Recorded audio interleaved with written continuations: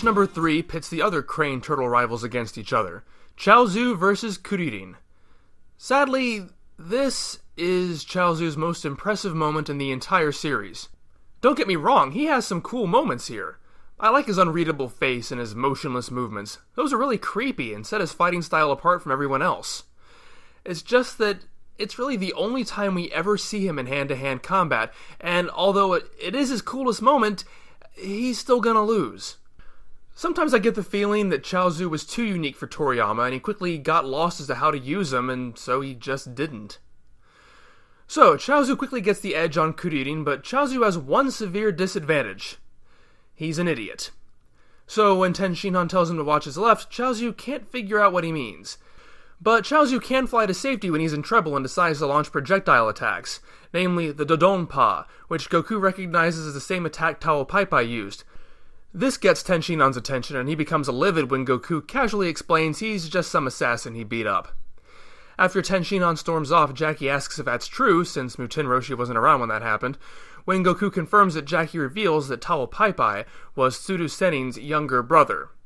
And when Tenshinhan relates that fact to his master, the Crane School has an even stronger incentive to beat the Turtle School, and Tsudu just wants Chaozu to kill Kuririn. Kuririn, meanwhile, has been working out a strategy and reasons that if Yamcha can do a Kamehameha, he should be able to as well. But Jackie thinks an untrained Kamehameha is no match for the Dodonpa. However, Kuririn doesn't use it for a standing attack. He dodges Chaozu's blast and then leaps up to deliver his own, but Chaozu's able to recover before he lands out of the ring. Chaozu then breaks out his telekinetic powers to hold Kuririn in place and knock him around. It looks like Chaozu might win, but then again, he's still an idiot. Kuririn realizes he uses his hands to maintain the power, and all he has to do is give him a math problem and he'll drop his hands to count out the answer. And Chaozu is so dumb that he somehow thinks doing the same thing to Kuririn will have the same effect. Suffice it to say, he loses. And the answer was 8.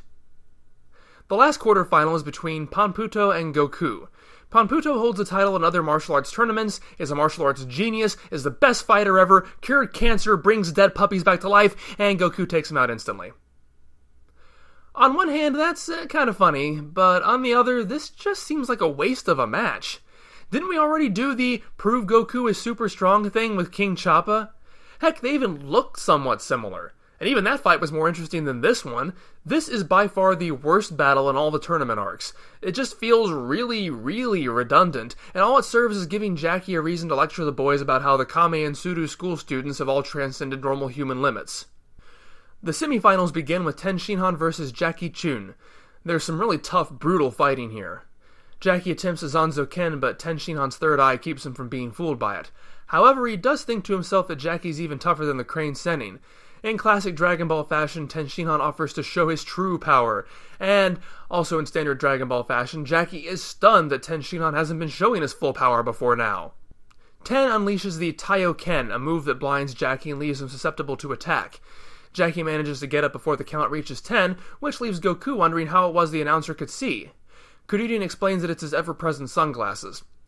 At this point, Jackie starts lecturing, asking Ten why he doesn't use his power for good. However, Jackie plays his hand a little too strongly, bad-mouthing Tsudu Senin, which reveals to Tsudu that Jackie is Kame Sennin in disguise, knowledge he telepathically shares with his student. In response, Tenshinhan mocks the Turtle School by unleashing a Kamehameha, something he was able to pick up just by watching Yamcha and Kuririn do it. To Tenshinhan's surprise, though, Jackie is pleased, and casually jumps out of the ring, throwing the match.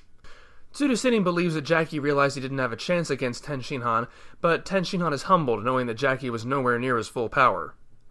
As match 6 is about to get underway, Tenshinhan stops the Muten Roshi to ask why he disguised himself, and he gives the same explanation as before, that he wanted to show his students that there were people stronger than themselves to keep them from getting lazy. Tenshinhan thinks this means Kame realized Tenshinhan was strong enough to beat his students, but that's not it. Ever since Goku's fight, Jackie's been making asides about the new generation being formidable, and Tenshinhan helped solidify that idea for him. After all this time, he's finally confident that this generation isn't going to get lazy in their power, so he's no longer needed. Tenshinhan asserts he wants to be an assassin like Tao Pai Pai, but Muten Roshi doesn't buy it. He does admit, though, that if the fight had gone on, Tenshinhan would probably have won.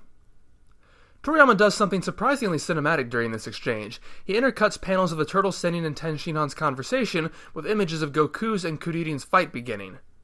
Toriyama's not a planner, not someone who has big sweeping themes in mind, and most that can be found are probably due to coincidence rather than design. The fact that Goku and Kuririn are fighting each other here almost seems like a throwaway match. It doesn't tie in with the Turtle versus Crane rivalry. There's really nothing at stake, and everyone knows going in that Goku's going to win. Toriyama could have just as easily had Kuririn lose to Chaozu and have Goku face off against both of the Crane students, and in a way that would have been extremely satisfying, and it probably would have made Chaozu a better character for it. But aside from the theme of rivalry in this arc is the theme of maturity. The characters were 3 years older. The Muten Roshi's looking to pass the torch on to the younger generation. In a way, the Sudu Sennin represents that too by putting his own students into the tournament, thereby testing the Kame students. And at the moment the Muten Roshi has to explain his decision to step down, that he is confident his students aren't going to slack off. The two students he felt compelled to trick in the first place are now squaring off against each other for the sheer satisfaction of testing each other's skills. What better proof is there that the Muten Roshi is right than this battle? Kuririn vs. Goku isn't as intense as some of the previous battles have been, but it's not something to dismiss either. There's some really good strategies on both sides, and I'm really impressed that Toriyama didn't just use it as yet another way to show off how much better Goku is than everybody else. Kuririn is clearly overpowered, but he manages to outthink Goku on several occasions, from traditional smart battle tactics like feinting, something Dragon Ball never really does, to more humorous methods like reflecting the sun off of his bald head to blind Goku, and then inflating himself to land slower and avoid Goku's attack. In fact, that's very similar to Goku's own strategy against King Chappa. Goku, meanwhile, has developed into a much calmer, confident fighter. His technique of propelling himself with a Kamehameha to deliver a stronger punch just looks so painful. And stopping Kuririn's Kamehameha with one hand after warning him it would be a waste of energy to do so is just so cool. However, Kuririn was just tricking Goku again and uses it as an opening to grab Goku's tail. Even Tenshinhan thinks he'll be facing Kuririn in the finals. But there's even more continuity at work. Goku had taken his grandfather's lesson in the last arc to heart and spent the last 3 years training his tail so that it's no longer a weak point. That said, Goku is still a bit of an idiot and can fall for a look over there ruse. But Goku ends the fight by, and I love this, jumping back and forth so fast that even Kuririn can only hear the thumping sounds. We only understand it through Tenshinhan's internal monologue. Then Goku quickly reappears in front of Kuririn and knocks him out of bounds. The audience is disappointed, thinking Kuririn was so shocked he fell backwards, but Tenshinhan knows the truth, that Goku hit him with 8 blows but with enough control that it only knocked Kuririn out of bounds. Since staying in the stands would just give Oolong and the Sea Turtle a chance to have dialogue, and we can't have that, the Muten Roshi hops the wall to watch the final match with Kuririn. The fight begins and Tenshinhan starts off with an obvious advantage against Goku, hitting him with a Dodonpa, seeing through the speed move he used on Kuririn and punching him furiously against the wall. He then readies a special attack to finish Goku off, his Hakyu Ken or volleyball technique. And since I'm a sucker for the silly moments, I love this. Serious to a fault, Tenshinhan making this face by itself is worth the price of admission. But silliness aside, it does appear to be a pretty effective technique, and aside from just clubbing someone over the head with a baseball bat, it seems to be the most logical sports-based martial art. However, Goku gets up immediately. He realizes that Tenshinhan is trying to kill him and is therefore going to use his true battle power instead of just his tournament power. In other words, he's really going to fight for his life. Tenshinhan thinks he's bluffing, but Goku does quickly get the upper hand. They fake each other out with multiple Zanzo Ken moves, but Goku is ultimately the sneakier fighter. Tenshinhan breaks out the Taiyo Ken once more, but Goku counters. He's wearing sunglasses, which he swiped from the Kame Sennin at the last moment. When Goku gives the glasses back, Tenshinhan takes the opportunity to get a hit on Goku.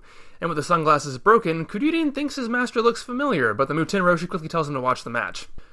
As the battle continues, Goku's movements suddenly halt, and Tenshinhan starts landing some hard blows. Goku accuses him of fighting dirty, but Tenshinhan thinks he's just making excuses. Eventually, the Muten Roshi figures out that Sudu Sennin is having Chaozu use his telekinetic abilities to freeze Goku in place. Tenshinhan doesn't figure it out until Sudu Sennin telepathically tells his student to kill the boy. Sudu Sennin is much more concerned with avenging the death of his brother than allowing Tenshinhan to win the tournament on his own. Before the count can reach 10, Tenshinhan yells for Chaozu to stop, and Goku gets up, about to fight Tenshinhan again. Only Muten Roshi's call for a break halts Goku. Sudu Sennin is furious that Tenshinhan has disobeyed his orders, but Tenshinhan's martial artist pride refuses to let him compete this way. And he has also decided he doesn't want to be an assassin anymore. At that, Sudu Sennin orders Chaozu to immobilize and kill them both, but Chaozu stammers that he wants to see Tensan go all out. Sudu Sennin is going to kill Chaozu, but a well-aimed Kamehameha from the Muten Roshi sends the Crane Sennin flying.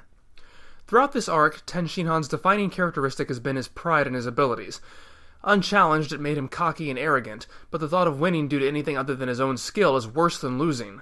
Apparently, Sudu didn't know his student as well as he thought. If he hadn't let Tenshinhan know what was going on, he most likely would have killed Goku anyway and continued on the path he had been on. I like villains that hoist themselves by their own petards. I think Sudu disrespecting Tenshinhan's pride as a fighter did more to disillusion Ten from that side than the Muten Roshi's speeches did.